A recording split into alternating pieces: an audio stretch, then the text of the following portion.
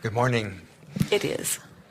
You shared with us that when we slumber, we reemerge with the non-physical.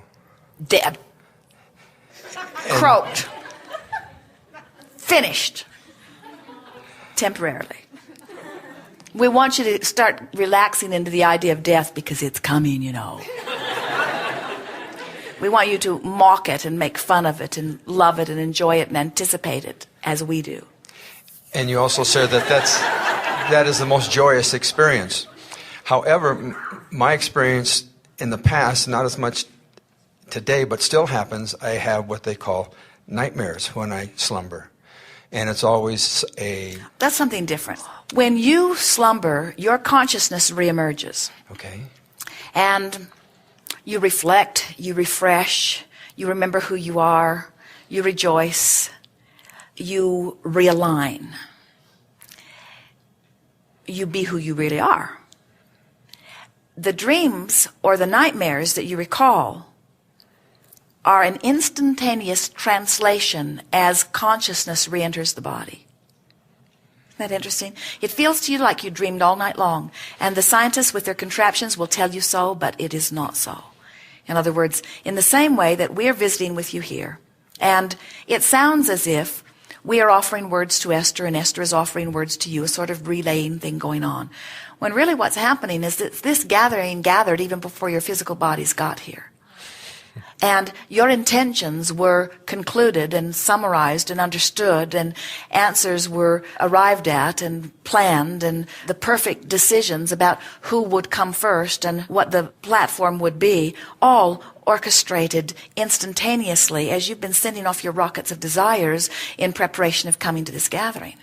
And then Esther receives, at an unconscious level, a block of thought that she then unravels as she finds conscious words that match the block of thought. So in a similar manner, what's happening with you as you come back into your consciousness is that you are translating, sort of blending, but your translation process is coming from the perspective of now. That's why it is so important for someone like Esther, who is serving as a translator for non-physical, to be in a place of non-resistance. That's why she meditates, that's why she basks, that's why she does her best to get into a place of non-resistance, so that what flows through her is translated into this time-space reality through a filter, if you will, that is not congested with resistance. Where often when you awaken, your filter is congested with resistance about the things that you have been worrying about, you see. Nightmares simply mean that you're translating your life back to yourself from the framework of some sort of insecurity, that's all. It doesn't mean that your inner being is giving you warnings. It doesn't mean that there are terrible things on your horizon. People worry about these precognitive dreams, and we say, well, the reason that dreams sometimes appear and are precognitive is because what you think and how you feel and what manifests is always a vibrational match. And in like manner, what you think and what you feel and what manifests in your dream states is also a vibrational match. In other words, you are the creator of your dreams. So if you are having nightmares, it just means that for whatever reason, and usually for some period of time, you've been beating a drum of insecurity about something. And we think the dream is a wonderful thing because you wake up from it and you say, well, this is not a reality.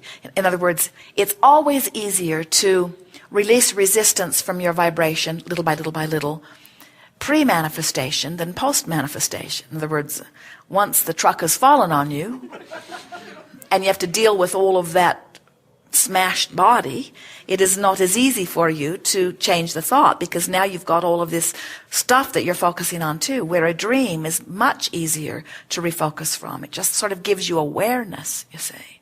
So how long have these dreams been going on? What is the frequency and intensity and nature of them? I've had them most of my life. It comes and goes in spells, and I get the feeling that there's this invisible presence that's fearful, and I can't see it, and I don't know it, and it just scares me. I become very terrified about this presence that I can feel is there, but I don't understand or don't know. And I wake up, or sometimes I get woken up because I'm really making noises, and I'm afraid. You say that it's been going on for some time, and yet nothing has ever actually happened that gives you reason to be afraid, does it? And so, when was the last time you had such a dream? Last night. Okay. She didn't wake me up this time, I guess. Last night. And were you aware of it when you awakened? This time I wasn't. Sometimes it scares me. I wake up, and then sometimes I'm kind of whimpering or something like that, and my wife will wake me up and say, it's okay, and then I'll roll over and go back to sleep. And is it always the same dream? Mm-hmm. And it feels to you that there is someone there? Mm-hmm. And what does that someone feel like? Scary. It's threatening. It's harmful, perhaps, even. Well, the thing that we most want you to hear and try to feel from us is that the dream is of your own creation. And the fact that it is something nebulous and unknown says to us that you're worried about things that you don't even know what they are. In other words, it's sort of this feeling that you should be wiser, or that you should be smarter, or that you should be more evolved, or that you should know something that you don't know. Any of that ringing any bells? Yes. All of it. So let's move up the emotional scale with this, and let's apply any discomfort that comes up today to this scale in some way, just so that you can begin to regain your power. Would you say that the emotion that stands out most in this dream is the emotion of powerlessness? Yes. In other words, it feels like there's something there that could harm you, and even though you don't know what it is, you still feel powerless. I have no control over it. But it's not a big bad wolf that you could shoot or feed cookies to. It isn't a monster that you could get the government to bring tanks and deal with. Nope. It's something that is so indescribable, or something. It's just an it. And so we think that what it is the monster of insecurity that has been festering within you long enough that now it's beginning to take form. It doesn't have a name. It doesn't really look you in the eye. It just sort of bees there. It lurks. Isn't it interesting? So now, on this emotional scale, it doesn't feel like freedom and empowerment. It feels like disempowerment. So what is the emotion that is closest to that you would like to jump into to see if you can find any relief from that? In other words, awaken from your dream, feel the discomfort of it, feel what it is, feel how it feels, and now what do you want to say to it, or to yourself, to it, to regain some control? What would you like to say? Do you ever get mad at anybody? Sometimes. You try not to. Right. I've been taught that's not okay. But in this particular case, since it's a nebulous blob of something, we give you permission. So what would you like to say I would like to it or about it? I'd like it to leave my life and never come back again. If we were a blob of insecurity, we would not leave with that. We would say that wimpy sentence only encourages us to stay longer. This is hard. It's because you're not used to it. You're not used to believing that it's all right for you to garner your own conclusion about something and say to whatever that is, it's not all right for you to be in my dreams. You don't represent who I am. You don't represent my life. You don't show up in my dayscape. I don't know how you got in my dreamscape. I suppose I've allowed you there. Maybe it's my bringing you there, but I'm sort of tired of you. I'm tired of waking up uncomfortable because you are there. I'm tired of this feeling of insecurity. There's no basis in the world for it. I don't remember why I picked it up. I don't know why I'm projected into my dream state. I don't really even remember how long it's been there, but I'm sick and tired of it. I don't want it to be there anymore. I'm a stronger person than this. I have things going on in my life. I'm a capable person. Things are going very well for me. I like my life. I like what's happening in my life. Things are getting better every day. You no longer match who I am. You don't belong in my dream. I don't want you here anymore. I want you to be gone. You do not represent who I am. You are some remnant from the past. I do not want you to show up again. And if you do, tomorrow night, I'm going to be really, really mad at you. In other words, this is my new stance. Can you feel it? In other words, it feels strange, we know, for us to be talking to some nebulous blob. But what you're doing is you're practicing a vibration that will serve you better. It's a vibration that others may describe as anger. We would describe it as I've got control of my dreams. I've got control of my life. I'm the creator of my experience. I'm not going to slink off into some frightening place because of something that I've projected into my future from my fearful past. It's gone. It's done. I don't want you anymore. Now, don't you feel better? Absolutely. Absolutely. We do not expect that you will have many more, maybe not even any more dreams like that. But if you do, just follow that path again. If you were to have a dream, say 4 or 5 nights in a row, where you'd wake up and you'd have this sort of little projection of deliberate intent to take control of your life that may come under the guise of anger, you may grow weary of this anger because it truly is not your nature. In fact, we think the reason that we took off and ran with it is because we think it would have taken more time than any of us have time for to prod you into angry remarks, because they don't come easily to you. You've worked hard at not being angry for a very long time. But that's because so many people associate anger with something that is wrong, where we're wanting you to understand that deciding what you want is not necessarily angry.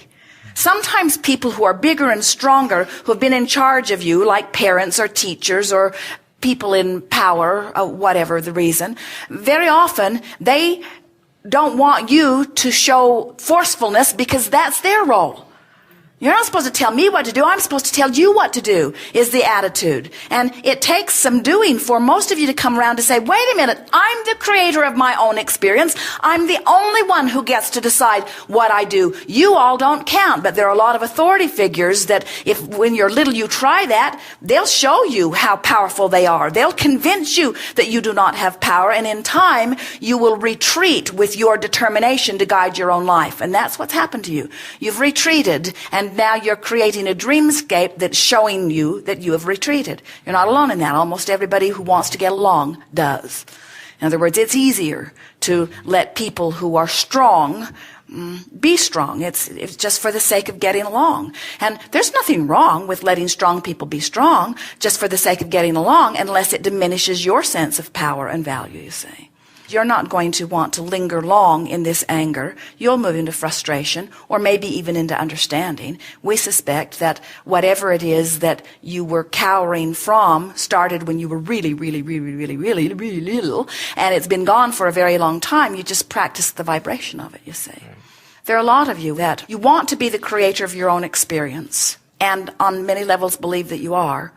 You also don't want to make waves with other people. And there are so many opinionated people around you that you don't want to make waves about. And you can live your own creative control without making waves in anybody else's experience unless they're really, really opinionated about what you do. In other words, there are a lot of people that need you to be a certain way in order for them to feel good. And that's where the trap comes around your neck. Because now suddenly you have to be something you're not, or something you don't want to be, in order to satisfy somebody else. And then deep-seated resentments that you keep sort of burying show up in schizophrenia, or they show up in dreamscape. In other words, they show up in lots of different ways. We want you to feel free. We want you to feel so free that you can ignore what anybody else says and not need to even tell them that you're ignoring them. What an art that is. To live your own life and keep yourself happy and not make waves with them. In other words, that really is the art of allowing. It says, I guide my own energy by thinking my own thoughts and by choosing what feels good to me, and I choose not to feel powerless, even though you would like me to feel like you have power over me. And I can actually dance that dance with you if you need me to. because I'm happier when you're happy because you're not in my face, but you're not in control of me. I'm in control of me, you see. Anybody who has a job, anybody who has a parent, anybody who has a child, children work much more power of control over parents than parents actually do over children. In other words, it's a two-way street all the way around. Everybody you know is trying to control you, and everybody that you know you're trying to control in some way, because you all want to feel good, and you all think that if they would behave differently, you would. And everybody's going after it with everything you've got. Every advertisement, every conversation, every word that everybody offers is because you're all trying to get yourself into a better feeling place. You are selfish, selfish, selfish fiends. And we adore you. You are oriented in that way. In other words, that's what makes the world go round. That's what makes the universe go round. If you didn't have this selfish point of attraction, then you would not ever be able to emit honest preferences. And then Source could not answer your preferences. And so it's perfectly all right for other people to think that they need you to be certain ways. You just have to not care what they think. And that comes back round to this internal guidance system. Nothing is more important than that I feel good. In other words, you are a lover. You'd much rather love than hate. And you'd even rather love those who hate, you see. But when you sacrifice your own sense of power in the process, then it's gone too far. And we think you've just heard that, and it's back into perspective. Thank you. Yes, indeed.